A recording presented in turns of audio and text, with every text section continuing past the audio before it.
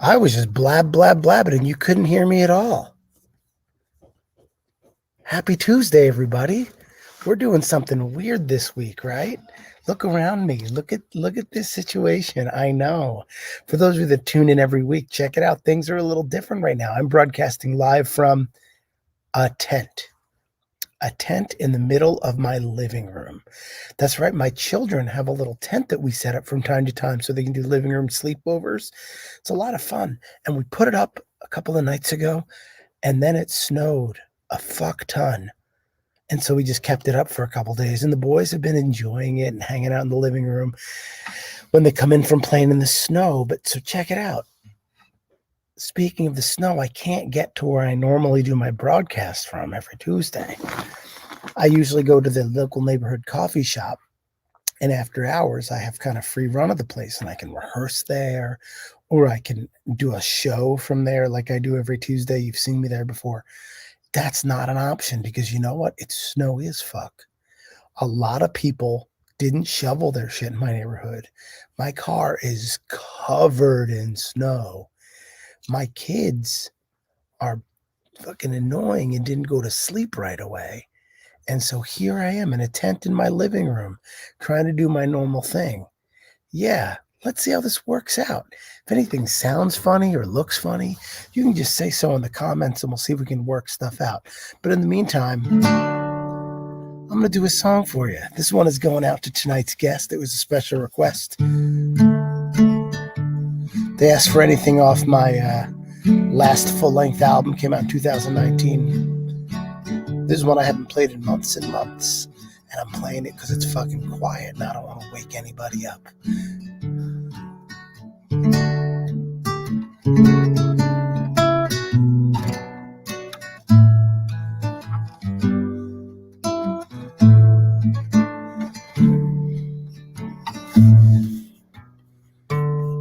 How's it go? Oh, yeah. This crying man put some lead in his temple. It was time he had something his way.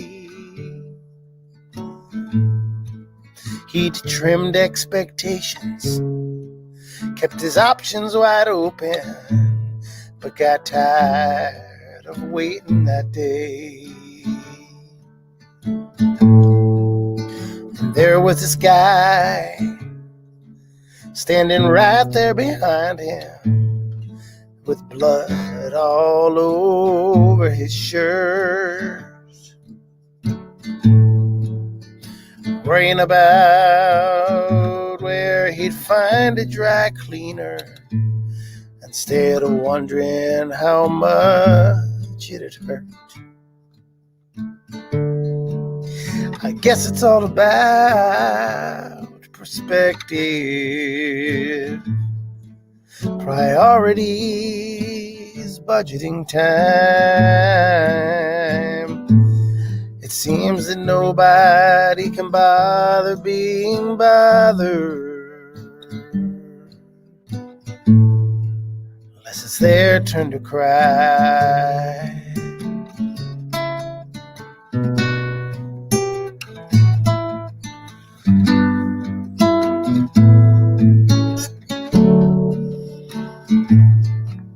Now this crying woman,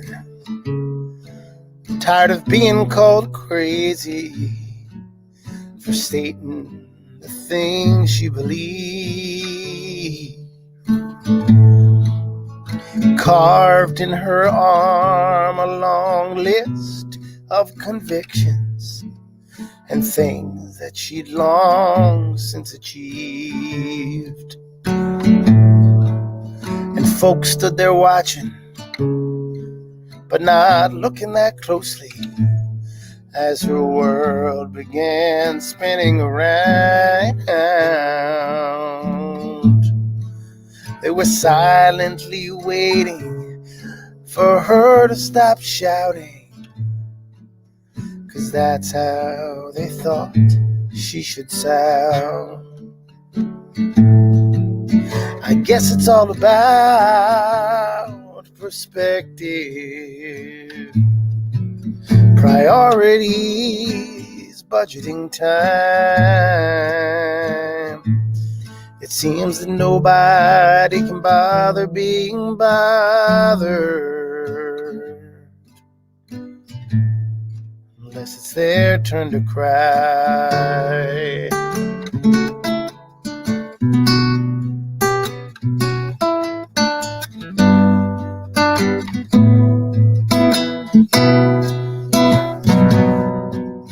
Will this crying world ever dam back the river, or take pains to take notice of pains? Or the tempo and temperature keep on ascending while empathy goes down in flames? Can we slow down our breath, turn on all of our senses, at least open our eyes, bend our ears? Or are we all too busy trying to pick up some speed in hopes the wind dries off our tears?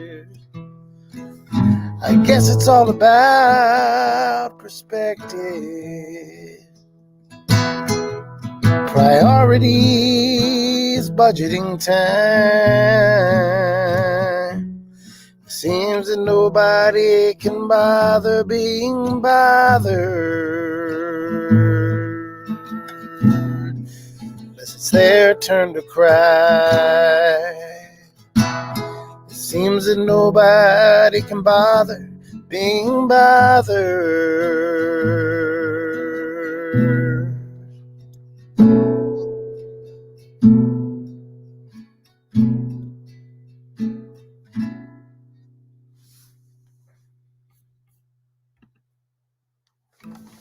Thank you, and happy Tuesday.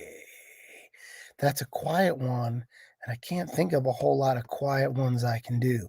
As a matter of fact, you know what I'm going to do that's really funny and awkward before we keep things rolling tonight? I'm going to check in and see just how fucking loud I am. I'm going to text my wife upstairs from down here and ask her how loud things are. Maybe I can get away with playing one more song before we bring on our guest tonight. Oh, Chris Cummings is in the house. Chris, I'm so glad you're hanging out tonight. You know what? I just changed my mind about the second song I'm going to do, if I get to do a second song before I bring on my special guest tonight.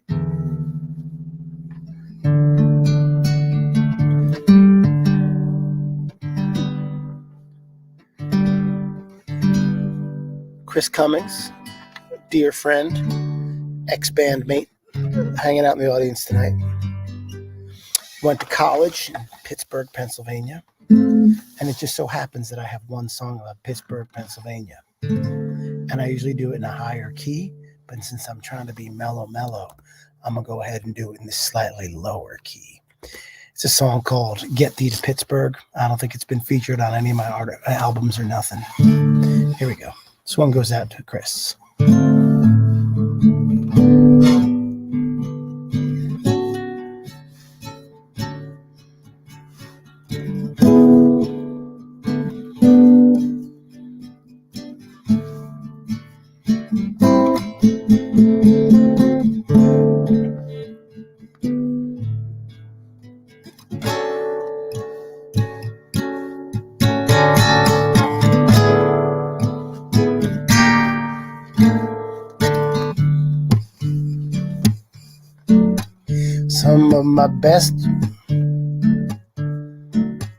Some of my best ideas died on the vine of unchecked suburban democracy. A half-witted, half-assed pox on thee. Get off the farm and down to the river. I got my everyday shroud from a dressed-down deacon on the fence of a funeral Cadillac. Halfway to a heart attack. Please direct me to and put me on the radio and get thee thee to Pittsburgh if there's anything left worth believing. You'll be better off living there than dying where you are.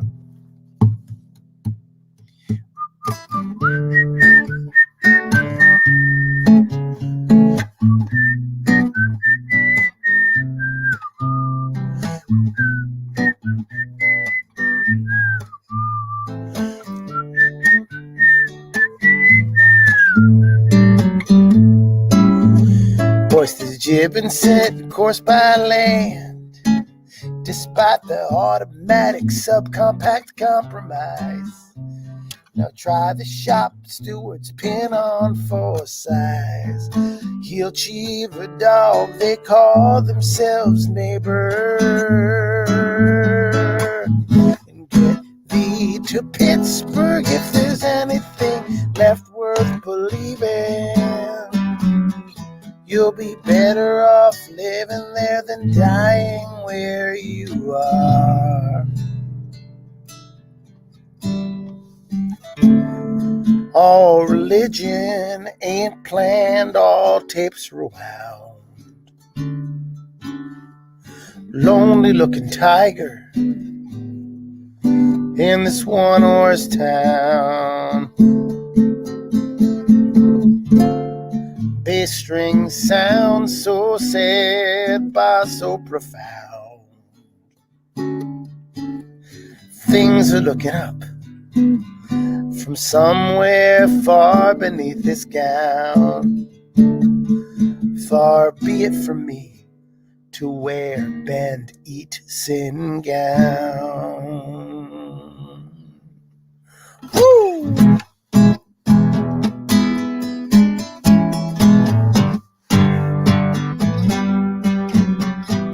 Now put those books in Central Command. Just when it looked like foreign families were too far gone. Back doors left open and coffee's on. Your mirth might be mistaken for hard-hearted tender. So get thee to Pittsburgh if there's anything left worth believing.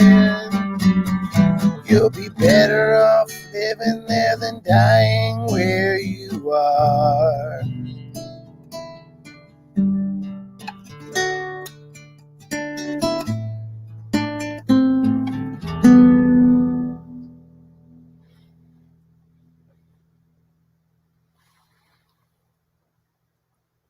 Thank you, Tuesday Night Live Stream people.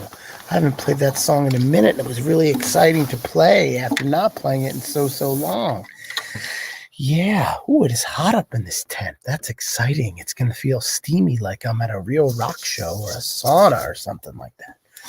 Anyway, I know that at this point in the game, this many weeks, this many months into the show, so few of you guys come here to hear my songs, which is all fine and good because this show isn't about me anymore. This is just a chance for me to hang out with some of my musician friends, aka my friendsicians, and talk about whatever the fuck that they're up to. And it's been a wonderful opportunity to do that for that long. And tonight is no different. This is somebody that I really haven't seen in a minute because A, pandemic, and B, right before that, like our paths just didn't seem to cross for a while, which is weird because for a long time I was hanging out with this person every week, constantly listening to her songs, listening to them kind of develop, listening to them grow in terms of confidence and in terms of quality, not just from song to song, but even from performance to performance. When you hang out with songwriters, it's really cool to be able to watch them work a song. To bring something kind of raw to a group and like slowly but surely suss it out, stretch it out, and see how it's really working. And I had the opportunity to watch her do that so many times, have some really wonderful conversations about what it means to be a musician in the 21st century, played some shows together. And she has a brand new single and video out, which we'll talk about later this evening, which is just absolutely gorgeous and so special. Perfect for these last couple of wintry days. But before I say anything else, I should maybe let her speak for herself. Ladies and gentlemen, let me bring Ruby Landen onto the show. Ruby, say hi to everybody. How you doing? I'm doing okay. Doing okay? Um, See you. yeah. Can you hear me okay? I can totally hear you. It sounds crystal clear. I don't know how to do anything in this Yeah, it's realm. okay. So I I usually have a much cooler setup than this, but as you can see, I'm in a tent. I So really like the tent. thank you, thank you. I should bring it to the coffee shop with me every week and just sit inside it. Honestly, But it might help. this A mask, is my a shield, a tent. yeah. Well, I'm in the coffee shop completely by myself when I'm there. The place closes down at like 4 in the afternoon. And so it's just me. Oh, It's really great. It's like my private little rehearsal spot. that's sick. So yeah, it's pretty awesome. It's well, like I talked to the owner about it a long time ago, and when I started doing these shows, it was just like the perfect place to do it. I was doing them in my shed for a minute, and I thought about doing it in my shed tonight, but it's fucking cold. It's very cold, but also a And tent is probably pretty cold.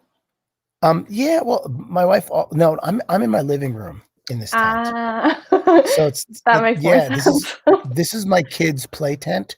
We set it up to have living room sleepovers every now and again, and we set up on Saturday night. And since it's been snowy, since then, we just haven't taken it down yet. It's taken over our living room. I was going to take it down when they were going to bed tonight, but I was like, well, fuck it. I'm just going to do the show from the tent tonight.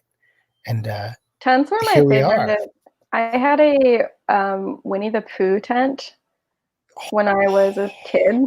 Winnie the Pooh was, for some reason, my favorite thing. I don't even think I liked Winnie the Pooh that much, but I think people kind of assumed I liked Winnie the Pooh a lot, and so bought me like bed sheets and like a weird tent for Winnie the Pooh. Word.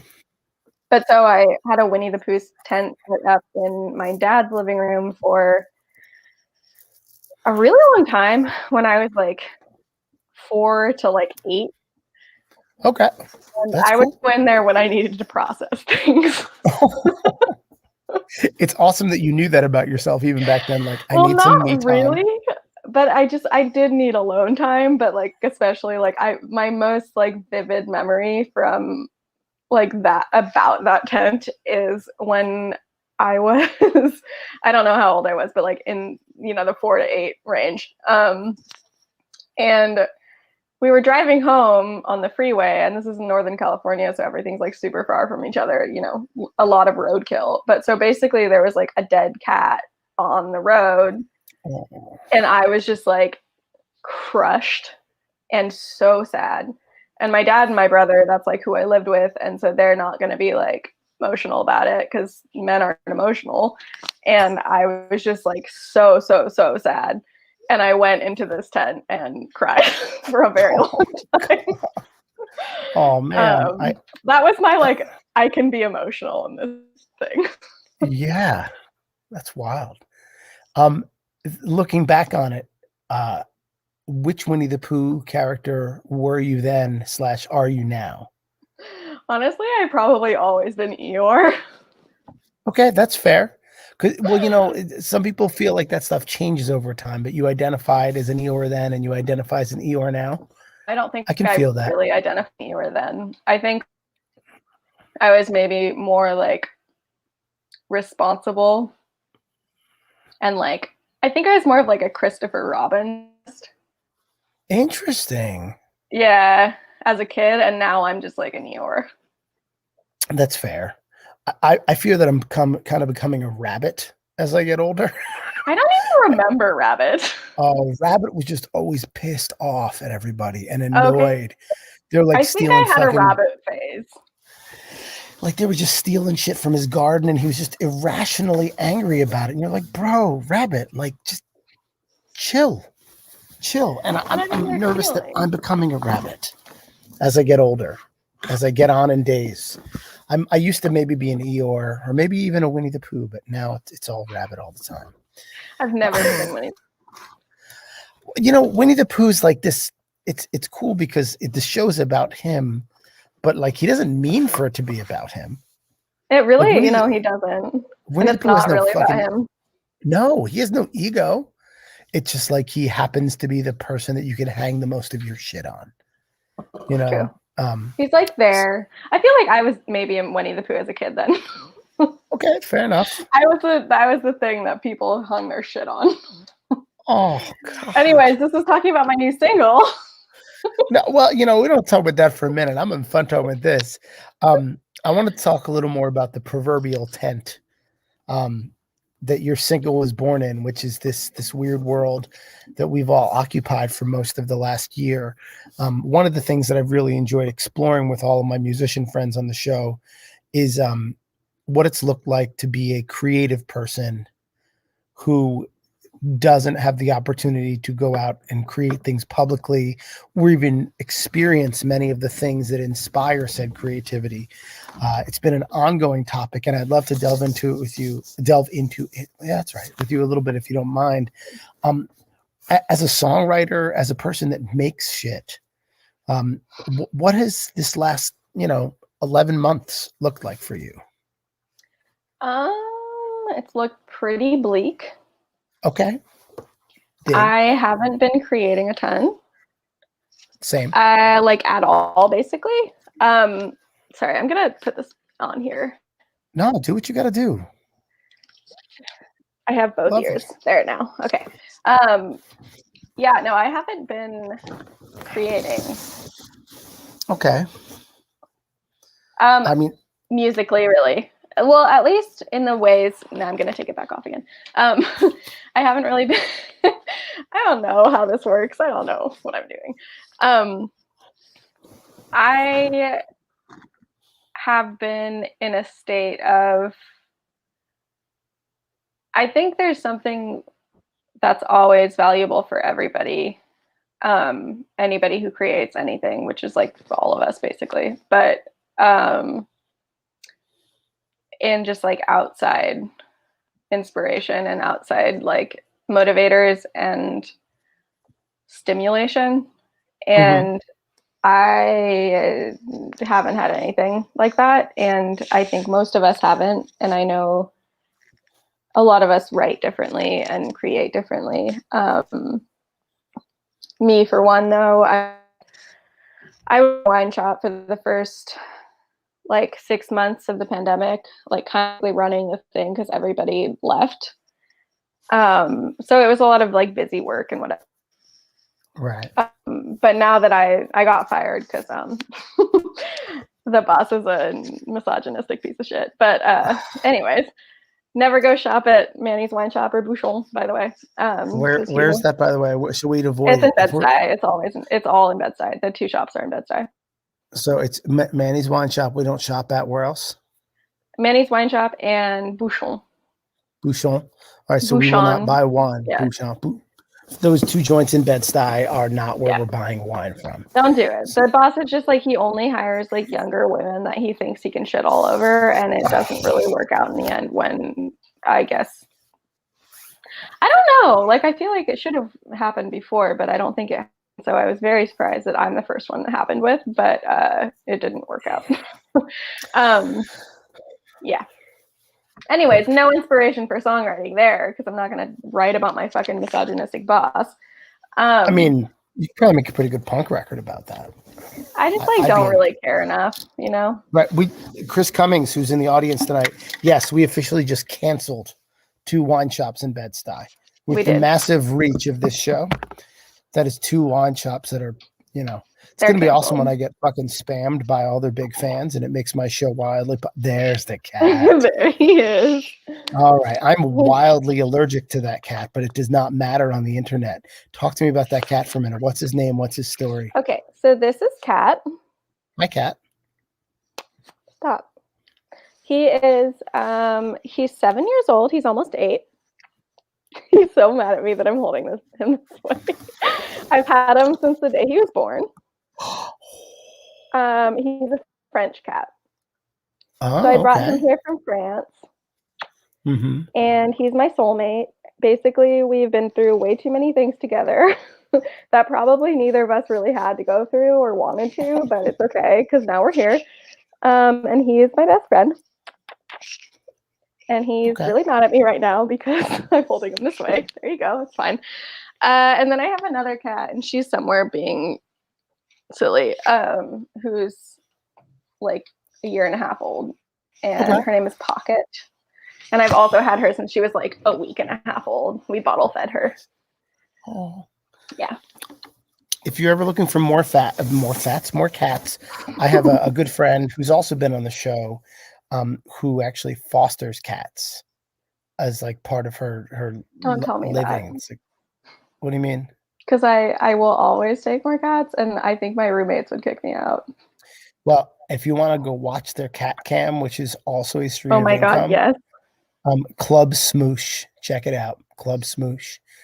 Yeah. Incredible. It is incredible. They've been fostering cats for a very long time. And because she hasn't been on the road this year at all, because she tours about half the year, I think she's had the opportunity to foster even more cats than she normally would have. So Club Smoosh is quite the place to hang out and watch premium cat content. Shooks. Yeah. I'll make sure I'll link it to you later. But You gotta. speaking of, yeah, I'll hook you up. See if I can get you a backstage pass. I think there even is a premium level of Club Smoosh membership. Wait, for real? I think so. Yeah. I think they have, man. Dude. If that money goes to those cats, I'm doing it. It's crazy what you can monetize on the internet these days. If it's for a good thing, like especially cats, like I'll do it. Word. Speaking of premium content, will you play us some songs? Yeah. What do you want me to play? I want you to play 2 of your songs. I'm going to get out of the way completely because StreamYard lets me get off the screen, so I don't have to sit here and people watch me make like, oh, I like that song face, because that's distracting and annoying.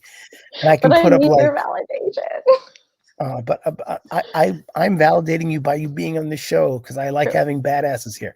But let's see, what can I put? Why don't I do this in case you play any of these songs? People can go and find them.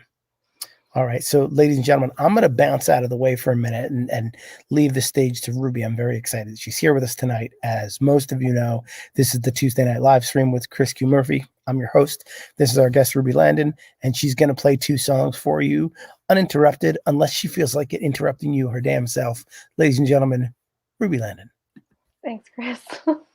I'm going to sit on my very messy bed to do this because messy bed. Okay, so I was actually just recording a video for the single I just put out.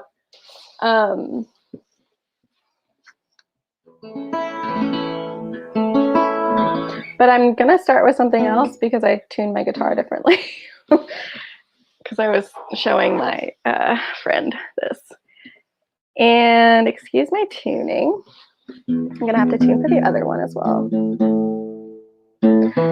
So one thing about, I've been recording a lot. Well, I was recording a lot. Sorry. Chris knows I'm terrible at tuning in front of people. Tuning is a lot like aircraft maintenance. It's worth the wait. It sucks. And it's very nerve-wracking. But thank you, Chris. So, yeah. This is going to be, so I haven't announced it, but I'm going to put out a record at some point in my life soon, maybe. And this is probably going to be the last song on it. And bear with me if I fuck up, because I'm probably going to. It's something that is pretty, it's pretty personal. The single is too, I'll play that after this, but there's a lot of shit that I was processing at the time that I was writing all of these songs that was primarily kind of like about this relationship I was going through. And then about my dad, because, you know, fucked up relationship with one man leads to remembering a fucked up relationship with another man, and etc. Anyways, believe it or not, I hadn't really listened to Joni Mitchell before I wrote this. Now I fucking love her, but anyways. No, that's not it.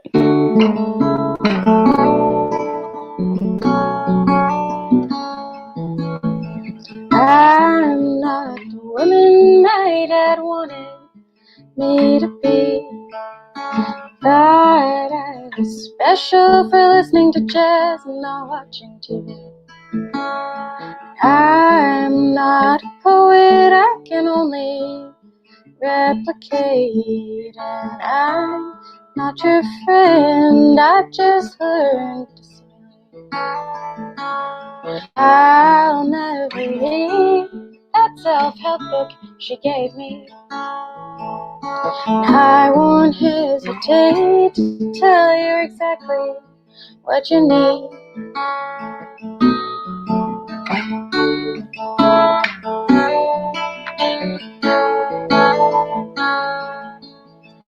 I'm not your daughter, won't look after you when you're old. Still take the guitar to save me as your skin grows cold. Despite that, made me cool was only a summer flame, burned by the setting sun. Didn't know how to play a game. I should take smoking, I'm obsessive enough. Why take care of my health if I don't mind dying young?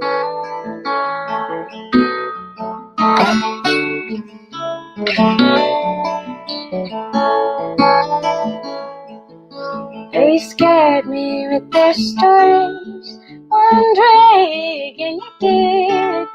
So I pretended not to notice, Mom, lighting up the shed. Every cigarette makes her hate herself a little bit. But I can go tonight without drinking, so I don't have a problem yet. Danced in your reflection and you did the same in mine.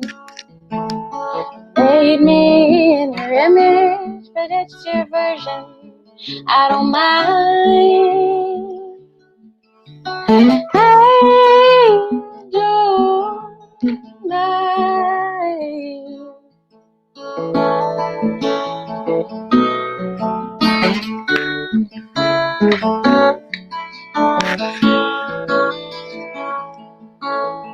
You called me a martyr, well, maybe you had a point.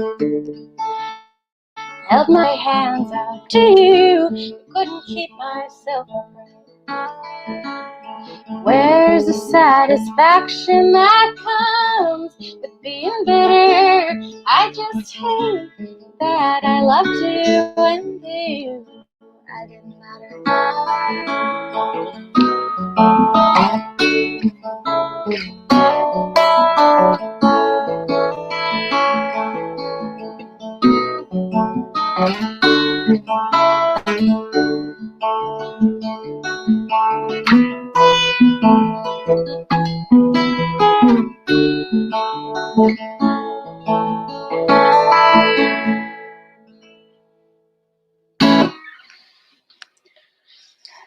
Thanks. Yeah, my dad's gonna be really upset when he hears that. I did have a conversation with him about this next song, which I released on Friday. Didn't go great. Anyways, I said there was a lot of processing going on in this writing process. So process, how many times can I use the word process? I have to tune again. So I can't ask anyone if they know a joke because nobody can answer me. Anyways, I'm tuning now. Wait, Chris, do you know a joke? Sure.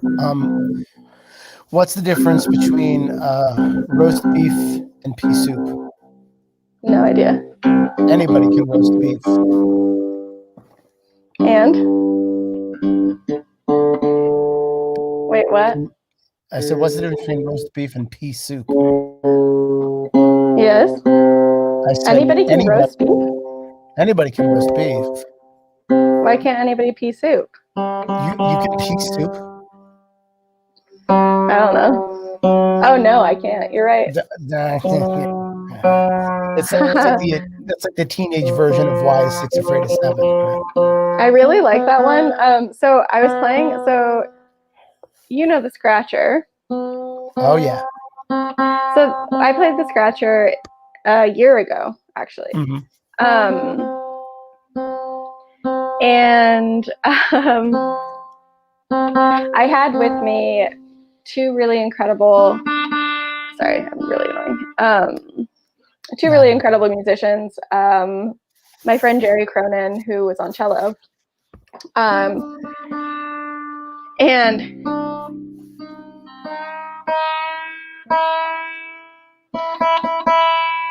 okay, my friend Jerry Cronin, who was on cello, and another friend of his who had come to record that weekend actually for the record, whose name is, so it's Jerry Cronin, cello, Leary Ronan on French horn. Okay. It's very funny. They're both also wearing plaid and are about the same height and have the same kind of haircut and beards and stuff. It was great. Everyone loved it. When I was changing tuning, which will happen even though I had two guitars, I was like, one of you have got to tell a joke. And Leary stepped up to the bat. Leary is hilarious. He's like pretty young. He goes to Bard. He's like very, very smart, an amazing musician. I'm very, very lucky to have him play with me. Like, that's incredible. Same with Jerry. Same with everybody. Hannah, everyone that played with me. He tells this joke, and I don't remember exactly what it was, but it was like something about, I don't know. Actually, I really can't tell it because I'm just going to offend people. But like, he was on the verge of offending people, but nobody, like, everyone was just like so confused that it was fine. You know, like, there were enough of my friends there that were just like, what? And like laughed out of being confused that it passed fine. Mm-hmm. It was something about like, I don't know, wives getting wives presents, and then I need to ask Larry again. I heard it in The Sopranos again, actually. And he had never seen The Sopranos, but obviously somebody had told him that from The Sopranos. And I texted him immediately, and he's like, I've never seen The Sopranos. Well, I'll give you one quasi-offensive joke that you'll remember easily, and you can tell anytime. Thank you. I won't, but thank you. It is quasi-offensive. So how do you get a witch pregnant? How? You fuck her. Yeah. Yeah. I mean, that sounds like the best way to do it. Right. Ladies and gentlemen, Ruby Landen. Okay. I'm going to do the song that I'm doing. I'm basically done tuning. Okay.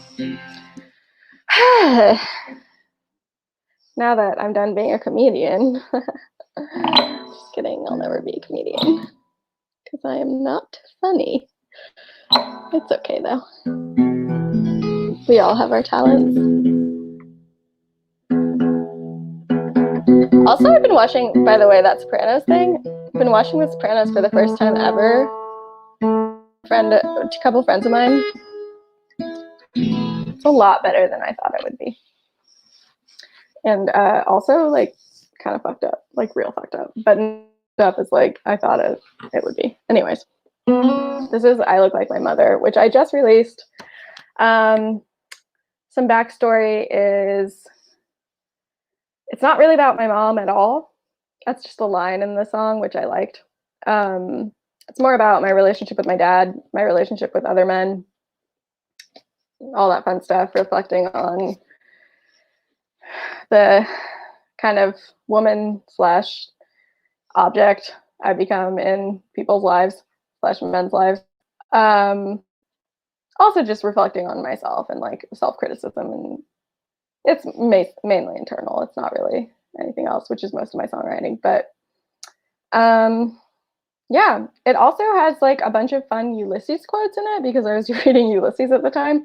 So like I did the thing, you know, that Bowie did and the Beatniks and whatever, where you like pick a line from a page and like write it down, whatever, and see what goes. I mean, I actually didn't really do exactly that, but I just kind of match things together. So the first like 2 couplets are just like kind of Ulysses scrambled, not re-scrambled. Anyways.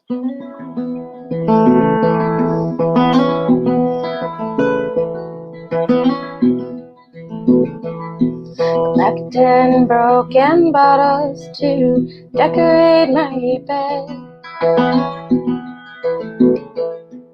When that night breeze hits, my skin will gladly shed. Build me out of sticks and concrete, 'cause I can't find a home in this body.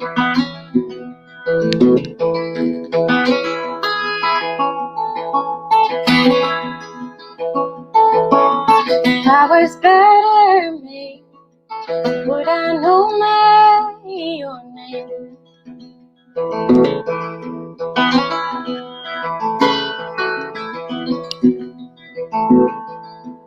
Whispers wander further than my voice would ever go. Echoes in a sailboat, but the tide comes in too slow. Don't confuse the quiet with the sound of defeat. Just can't find a home in the words they speak.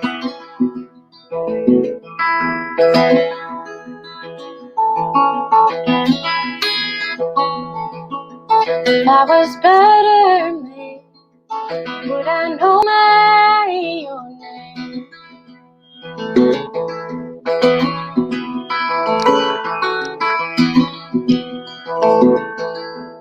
I look like my mother. We hear drawn with the same lines. Burden that is hers, I see becoming mine. Afraid to be my father, I'm afraid to let him go. Couldn't give a home to the kid I should have been.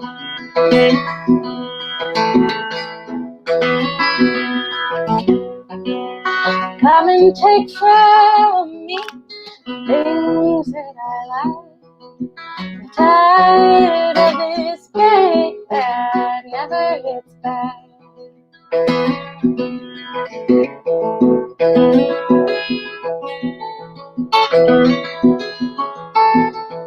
If I was better made, would I know my name? If I was better made, would I know my own?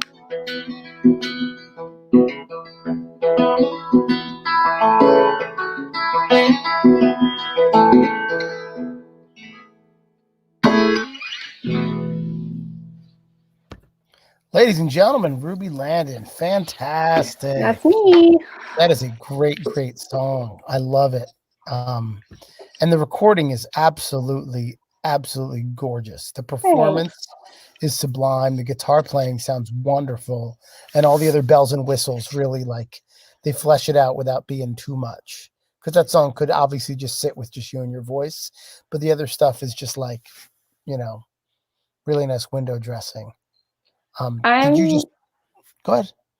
I'm really happy with just what went into it and what came out of it, basically. I know that just came out on Friday. Is that something that you had in the can pre-quarantine, or has that been recorded over the last bunch of months? No, all of this had been recorded this has been recorded basically a year ago. Well, okay, maybe it was finished about a year ago. So it basically was finished the minute quarantine started. Okay. And so we started working with the final touches with Rowan, who recorded and produced everything. Mm-hmm.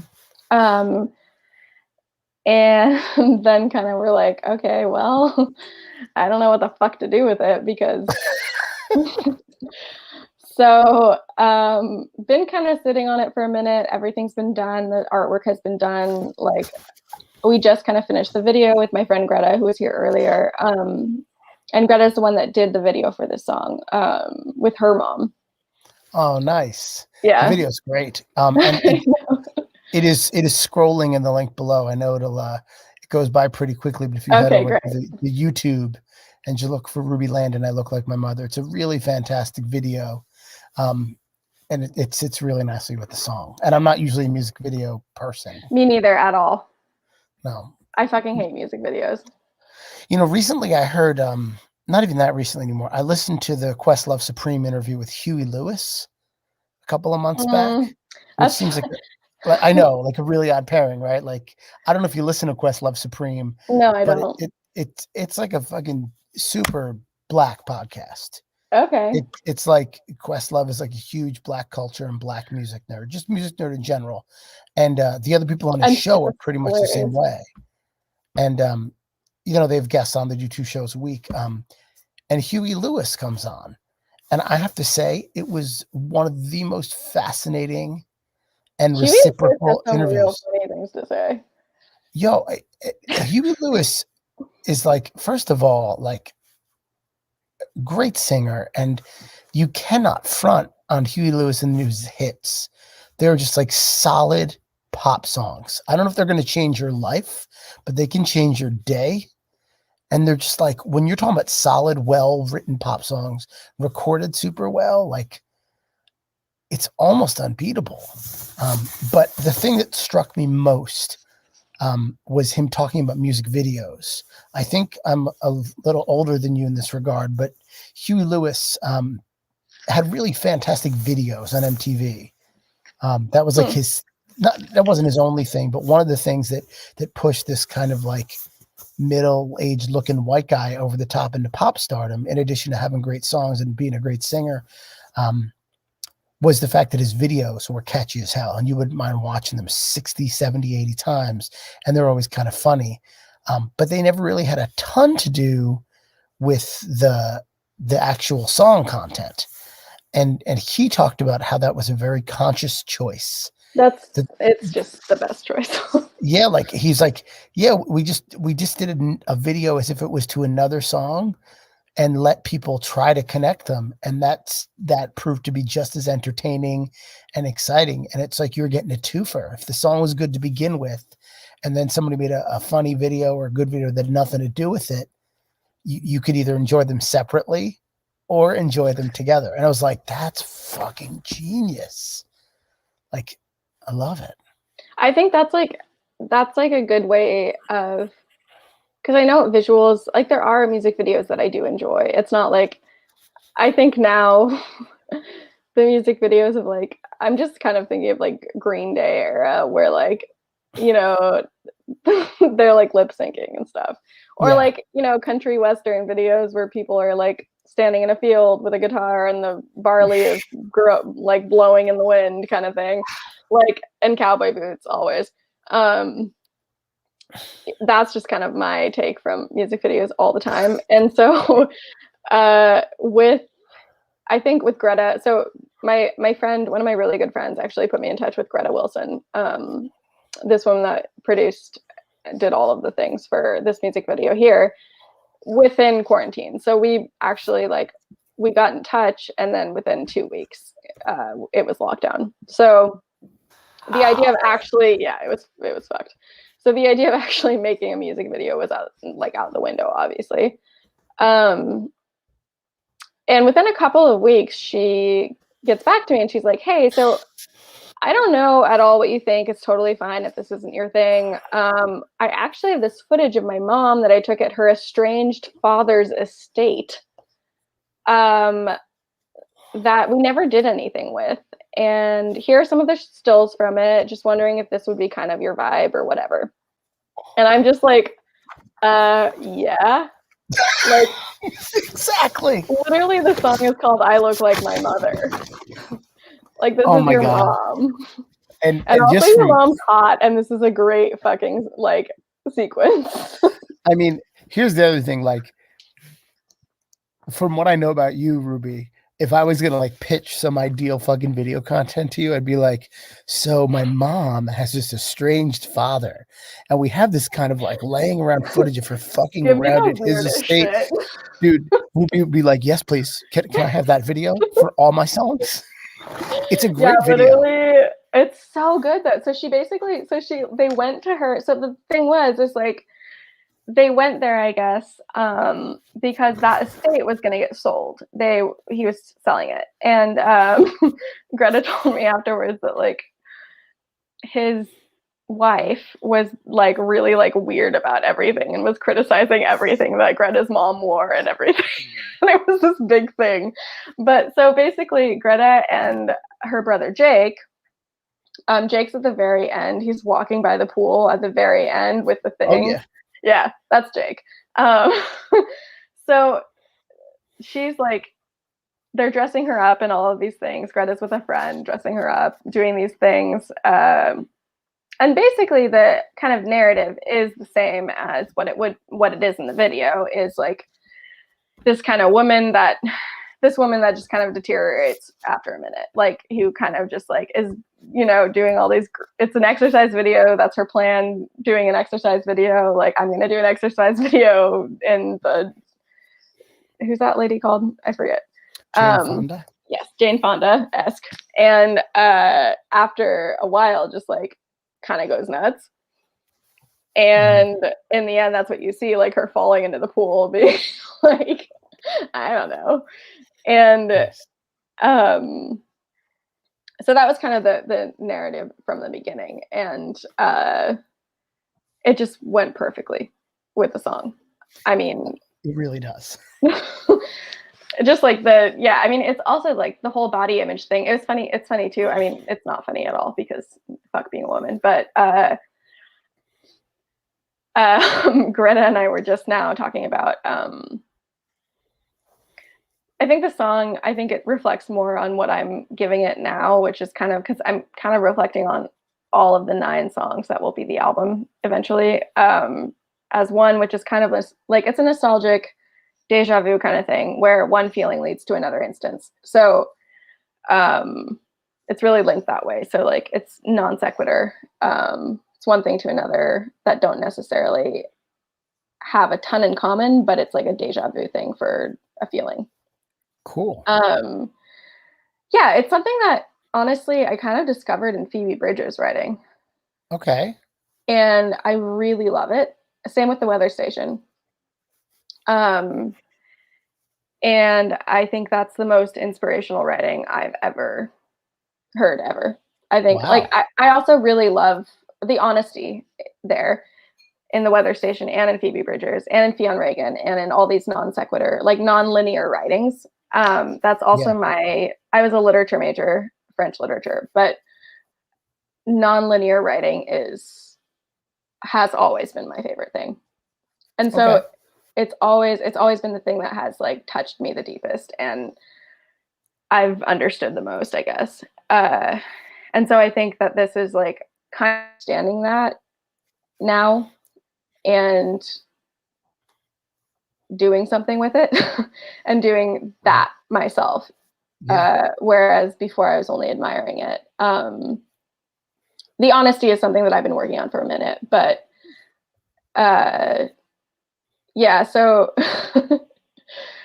Greta and I were just talking about how both of our moms talked a bunch about their bodies when we were growing up.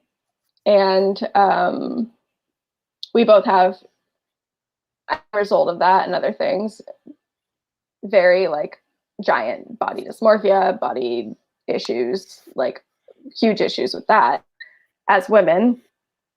And she was talking about a couple of friends of hers whose mothers never talked once about their bodies in a positive or negative way whatsoever, ever. And they have those two have the most neutral, positive body images that she's ever met. Wow. And I mean, not surprising, but it's not surprising, but it's also just like, I can't even fathom it. Can you? No, I mean, I was raised predominantly in a family of women, um, and it was a constant. It was constantly part of the conversation that was had. It's It, always going on. yeah, it seriously. I mean, I think that while I can never understand it from a woman's perspective, and I never will, I feel like I carry around some decidedly not typical male body image issues as a result of it. So I can only imagine what like my sister deals with on the daily. Um, but it was definitely part of the conversation and continues to be part of the conversation amongst the females of my family. So It's definitely, I yeah. hear it. Yeah. Oh God. It's a constant. I mean, it's a thing too that like that's my constant narrate. Like that's just what I hear in my head constantly, and that's what my mom has always heard in her head constantly, and also like spoken out loud about. And it's funny because Greta was saying, and this is her mom in the video too, and her mom's amazing and beautiful and does such a great job, and is always speaking out of insecurity how good she looks and how she's doing great and how everything's fine and she looks great, and because she was saying if I don't say it nobody else is going to, and that's also a source of insecurity, whereas my mom was always saying I look horrible, I'm always horrible, everything's horrible. And like I look terrible, and so Mm, that's, I mean, but both Greta and I gleaned that from different things. We glean the same thing where we both right. feel pretty similar things about our bodies, also having incredibly different bodies, the two of us. But I think it's also like there's a lot of reflection too. I think maybe I'm talking too much about this. No, Um, it's really nice to talk about music. Holy shit. Thank you, keep Chris. going. This is what we do. Oh my God. I miss music. Yeah, I feel it.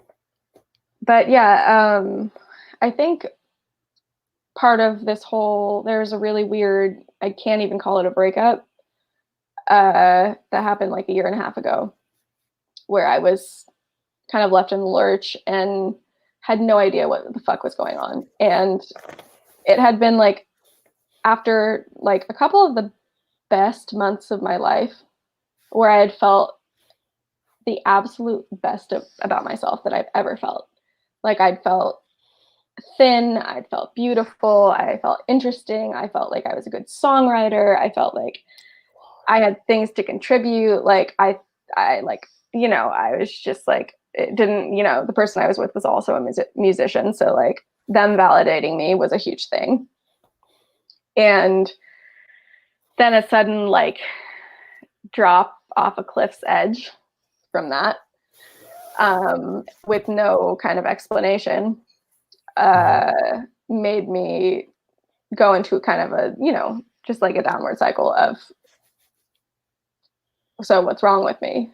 And all of these things that I already knew was wrong with me, you know, from before that, I was just feeling too good about myself. So obviously this had to happen. Oh no, no, no, no, no, no, no. So, but you know, I mean, it's just like a thing where Yeah. this kind of like spiraled out of a couple of these songs. Like honestly, actually, I wrote this song before that even happened, before the downfall, during the like up part of it. So Yeah. it's not even about this person, whereas most of the other songs on the record mention that at least, or are about it. Yeah. But I Um, mean, isn't that one of the best parts of being a working singer songwriter, that you can just retcon any song into your current life narrative? It's always about now, no matter when you wrote it. I mean, like, no, you're right. I think you're right in that. I think, to be honest, this is the first time I've ever written anything in the state of depression that I've been in that way. I've wow. never been able to write depressed. I mean, the reason I came here from France was really because I was at a either I die in France or I die coming here kind of thing. So that wasn't, I've never been able to write when I've been suffering, you know? And this Mhm. was the first time that I've ever been able to do that. Wow. Yeah. It was a lot of relief. It did help. I mean, it didn't help that much. Yeah. But it, you know, it was surprisingly, I was surprised that I was actually able to do it, and I was surprised that I had anything to say, because I think it was the difference of like this weird romantic kind of like conundrum of like being in love with somebody who obviously just like can't do it or just doesn't give a shit about you. I don't fucking know still. But it's like a reason. There's like a thing. Whereas just like depression is just like, nah, I can't do anything about this. Like there's nothing to say. I have zero, like there's zero inspiration for that.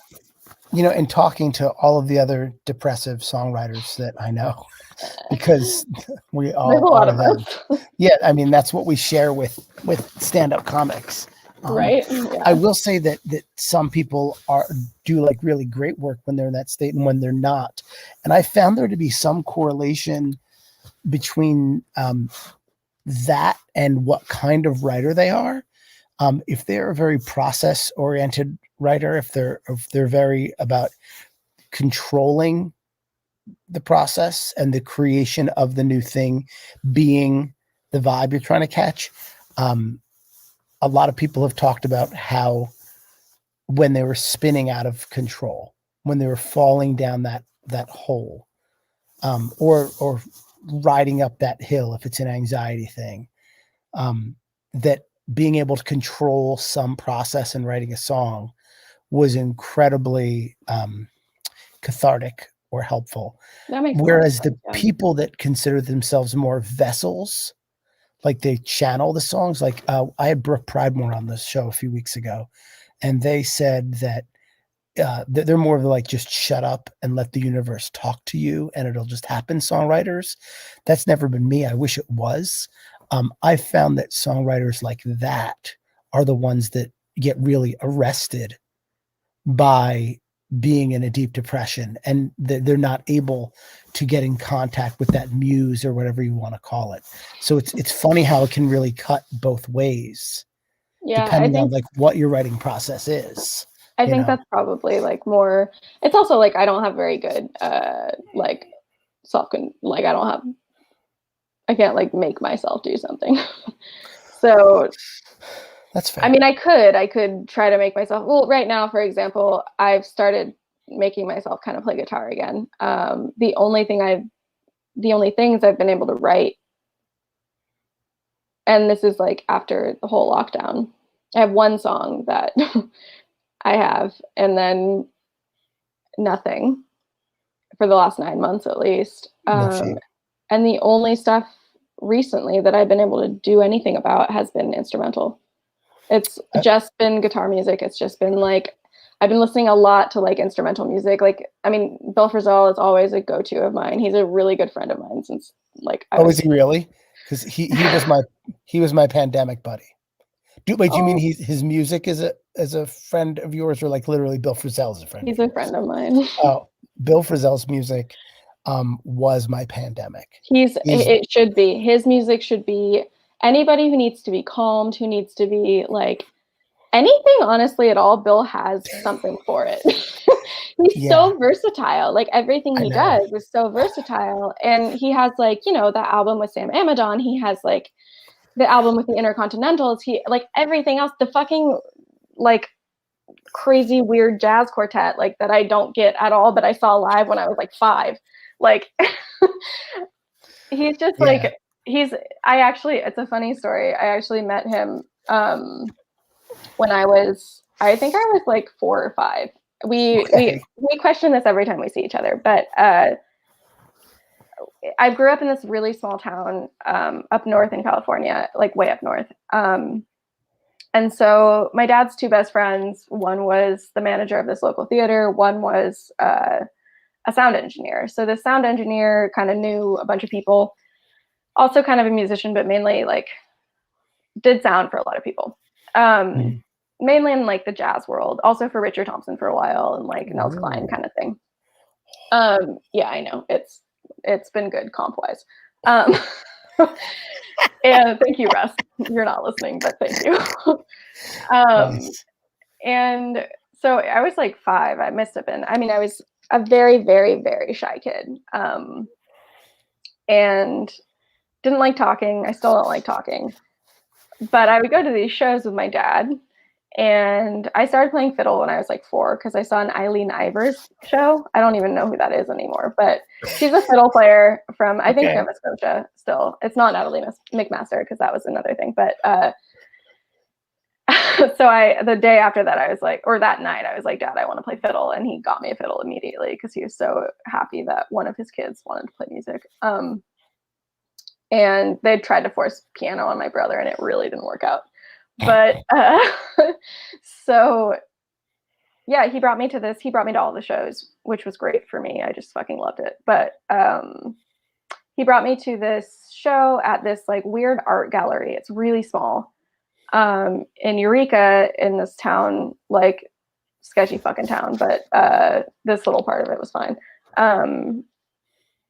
Right next to where I grew up. And he was helping doing sound basically because he was also kind of a sound person, mainly helping tear down.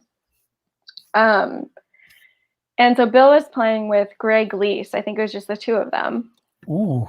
Yeah, Greg Lease also is a friend of mine now because that must have been the spaciest show of all time. It was real cool. I don't remember it, but I know it was real cool. I was like 5, so I don't remember it. But I know I was there and I like saw it and I was very, very like weirdly like affected by it. And I had a tendency at that point, I had a habit of going backstage in places afterwards and getting their autographs. Okay. I was a tiny kid and these like jazz musicians were like, okay, cool. Yeah. Like this weird kid didn't fall asleep during our set. Like I'll definitely give her an autograph. Nice. So this wasn't the same venue that I was normally going to, which his friend like managed. This was a different thing, but it was like everyone was in the same, it was like the same level. There was no like stage, you know? Yeah. And so after the show, my dad was helping tear down and I just like sat on the stage and I was, mind you, a very, very shy kid, like painfully shy. And I like stuttered just talking about it. Like I was very shy. And I sit down next to Bill Frisell, who's also painfully shy. Really? Okay. So painful and so beautifully gentle. Okay. And I sit down next to him and we start talking. I do not know what we were talking about, but he talked to me for like the entire fucking hour. They were tearing down / putting things in the, and I'm sure he would have been helping, but he was also talking to this weird like 6-year-old girl and talking to me, and we were talking, and like eventually also Greg Lease came over and sat down and like we were all talking, and I don't know what the fuck we were talking about and how the fuck they could have like tolerated me for that long. It ended up, we all exchanged, both of them gave me their addresses. I ended up sending them drawings when I was like 6 years old, like my dumb kid drawings. Wow. And they would send me back letters and like Bill would send me back like new issues of his albums, like things like that. His own drawings, which are amazing. I have some of them on my walls. Like, wow. Greg sent me some pictures of his daughter riding horses, like, just like this nutso stuff. And ever since then, I've been to like every single show that's ever been within like, you know, a 6-hour radius of me. So we've like, once I saw them in Munich together, when I was living in Prague, I was 16 and I couldn't find the venue for all day because it was written a different thing on the website. And I'm also like pretty close with their sound engineer now, who's also like kind of the manager, Claudia. She's incredible. She's like the most badass person you've ever met. And just like, it's kind of like the two of them, especially the two of them together, are like, we're like home. Cool. It's kind of this like home that I found everywhere I've ever lived because Bill's just constantly touring. Yeah. And it's really incredible. I don't know why I got on this thing about Bill, but I fucking love Bill. If you ever hear this, Bill, love you. I love his music. Yeah, it's incredible. It really. I've spent so much of this pandemic communing with my guitar and playing the guitar. It has been really Good. my best friend. When I've been so locked down with my family, whom I love very much. Of course, yeah. Um, uh, the guitar has been the one person whom I could steer the conversation with. And as a result, that conversation's gotten very heady. And I feel like I'm not just a much better technical guitar player, but I feel like a new level of fluency on the guitar that I have never had before. And I think that because in addition to playing so much, I've spent so much time listening to guitar players, and Mm-hmm. I've probably listened to none quite as much as Bill Frisell. Um, Not only because his sense of melody and space is impeccable, The um, space is the thing. but um, his ability to create really kind of cavernous sonic spaces, but never lose sense of time is really interesting to Mm-hmm. me. As a guitar player, I and a musician in general, playing in ensemble settings, I feel like uh, I've always felt like I had a very loose and shitty relationship with time, Hmm. like in terms of tempo, in terms of groove, and I always felt that that was somehow a deficit. But in listening to his recordings and listening to how he interacts with different trios, especially, um, I, I've come to see how he can recontextualize his own sense of time within different rhythm sections. And so that's lent me, perhaps undeservedly, it's lent me a little bit of confidence in terms of my own sense of what time looks like as a musician. And I hope that confidence at some point translates to my playing. I've been playing with, pre-pandemic. I had spent a year really working up a good act with a trio, and it was the first time I've worked with an ensemble so small. Where in addition to singing and choosing all the repertoire, I was essentially the lead instrument, and I feel like I've taken so much from Mr. Bill Frisell in developing my own idea about what I wanted to sound like, which is nothing like Bill Frisell. Like I have no interest in making that sound. Not that I could if I wanted to, but because it is so distinctive and because it is so personal, I've been able to kind of find my own. I don't know. I'll shut up. I'm talking too No, no, much no. about this. My pocket was chirping, but yes. No, that's fine. So But next I time, totally agree with that whole like I don't know, the whole time thing for sure. Because I think Bill Frisell is one of my like number one influences in why I play music and why, especially I play guitar. mhm, I don't play guitar anything like him. I so play, few do. I mean, you see, I finger pick, I fill all the spaces. I don't like, I mean, it's not the same kind of thing. And I don't feel like I would be confident enough to do that. I don't, Bill also is somebody that has such an incredible understanding of music that I will never have. Right. Here's Pocket. Hey, Pocket. Good to meet you. This is Pock. She's been chirping for quite a while. Hi, Pocket. Um, but I think that, I mean, that's something that like also has, I think I've always been really rhythmically based. And it is really amazing. Especially, I grew up playing fiddle at the beginning. So knowing Bill when I only played fiddle and like that whole space kind of concept was really cool. Because Yeah. for fiddle, it's basically melody. You're just playing melody most of the time, unless you do something else with it, like Jenny Scheinman or something. But Yeah. uh, the whole idea of space is such an important thing. And I think I identify with that a lot more than I identify with a lot of other things in music. Okay. And I feel like that I identify with the idea of space a lot more in actual like day-to-day life, not just music. Interesting.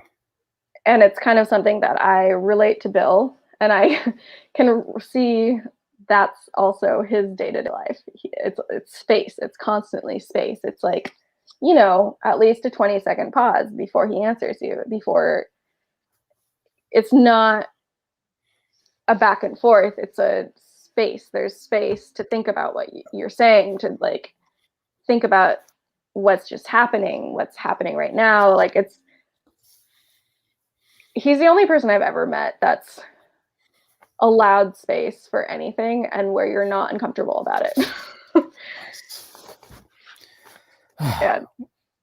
Well, this is Chris Q. Murphy and Ruby Landen, and you're listening to the Bill Frisell Appreciation Podcast. Yeah, for real. The internet. Yeah, really magical. Next time you see him, tell him he's influencing a whole crew of singer-songwriters. Dude, I here in will. Brooklyn, New Also, York. next time we can do live shows, and next time he does a live show, I'll definitely tell you to come, and I'll get you a comb. Oh, I would love that. I was trying to. I always get a +1, and I never really know who to bring. So I'll definitely bring you. It's me. I got a friend of a friend who I just follow on socials. Like I've met her like once. Like was at every single trio show that he's done over the last bunch of months, and I kept like messaging her, but like, can you please tell me where they are? She's like, I'm really not allowed to tell you. I can't give you the address.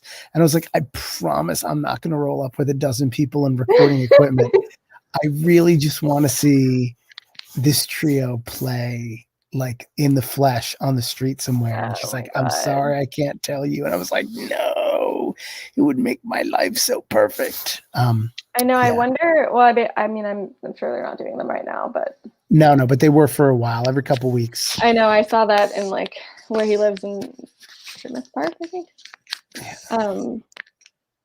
Yeah, they were doing some in Ditmas, some in Red Hook.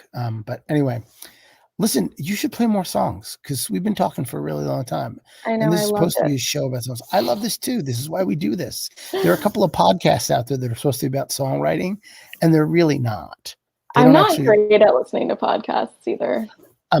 I do. I like a good podcast, but oftentimes the songwriting ones aren't about songwriting. They're about some other shit. And I feel like, I like to talk about the business of songwriting. And there's only one way to do that, and that's hanging out with songwriters. Sure. So why don't you play us some more songs? I'm going to get out of the way for you. If you have two in you, play two. If you only have one in you because it's getting late, you can just play one. It's totally up to you. Okay. But I'm Chris Q. Murphy. This is my Tuesday night live stream, and Ruby Landen is about to play some songs for you. Okay. Whoops.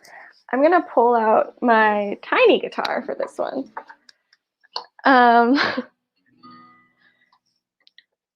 also retune it. This guitar is a Wyman. I was just going to ask. I noticed it's not your usual Gibson. I was excited. So I actually picked this up from my grandma or my great grandma in Pennsylvania a while ago, like a year ago. And my dad had left it there like a couple years ago. And it's this teeny little parlor guitar. It's very small. And it's pretty gray. It's a little, sometimes out of tune, whatever, but it's doing great. It's been great because I've now only started, I don't play any songs in standard tuning anymore, so it's very nice for that respect. Okay, so I'm going to play a very, very new thing. It's the newest thing I've written besides the instrumentals. It's the last thing I've ever written and will ever write about this person that I was seeing. So I might also fuck it up because I haven't practiced it in a while. But maybe you'll can see my hands better. It's more interesting. All right.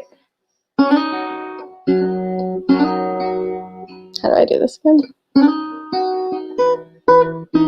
Okay, got it.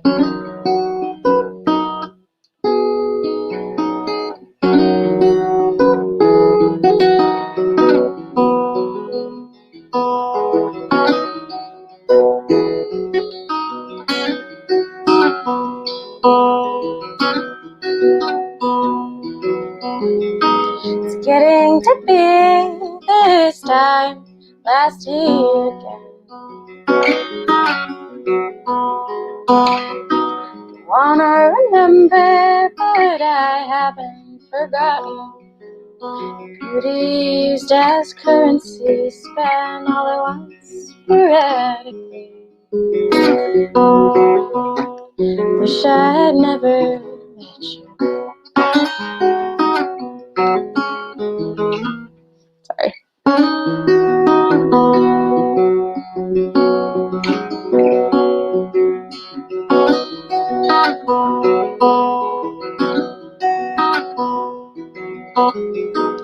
Crashed my bike when I was 10.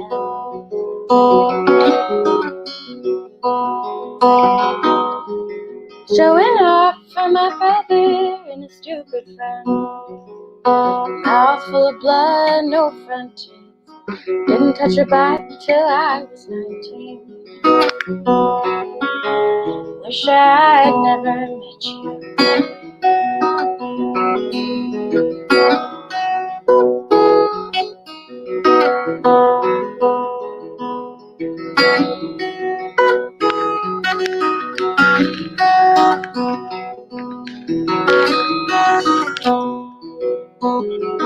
This night I had too much to drink.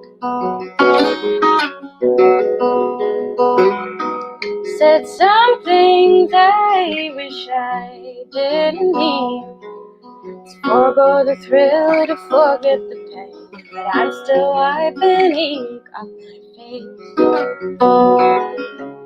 Wish I'd never met you.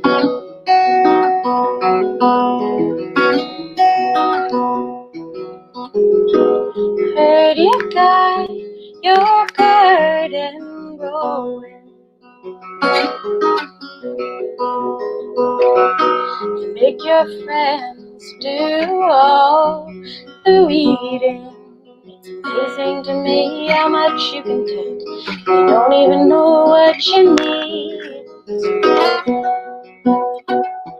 I know you keep running in circles till your toes are blue. Thinking you're headed somewhere.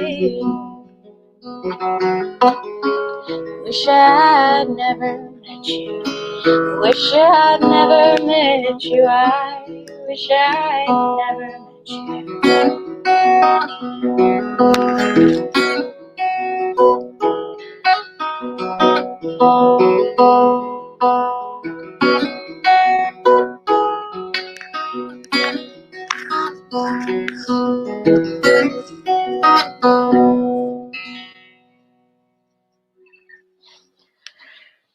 Well, that's my attempt at that. Okay, same tuning, I promise. 4. This is something, okay, so it's called Part 1. So that last one's not going to be on the eventual album, but this one will be. And this is all about this person. There's nothing not about this person in there. And it's just called Part 1. There is also a Part 2 that I'm not going to play, but Part 1.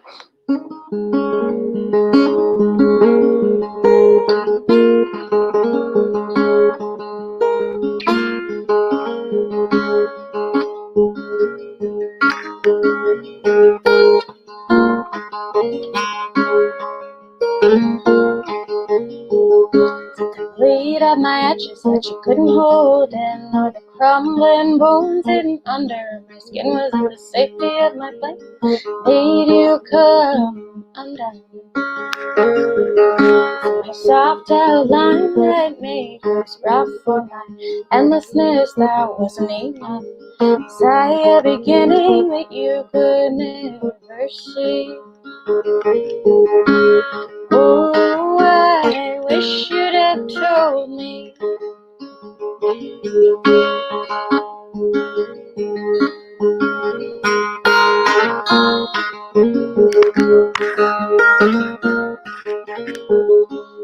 point and laugh at my naked back and my reflection in your mirror. That sword and crack, did you turn it? Made you curve. The weight of the earth, I pray that you does. Dipped in your grip just to lure me in. Was it the storm that I lacked? Made you lose your grasp. Oh, I'm too afraid to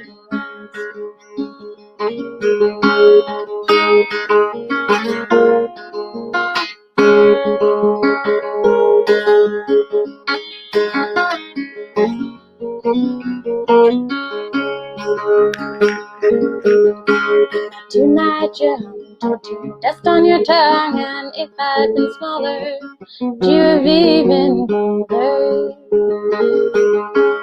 Heavy enough to stop you drifting off, but you left me in your collapse.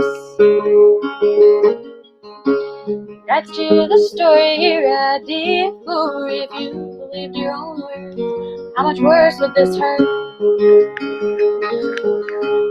Drowned under your feet, like boundless sea, with the shark still circling. When you woke up from your dream,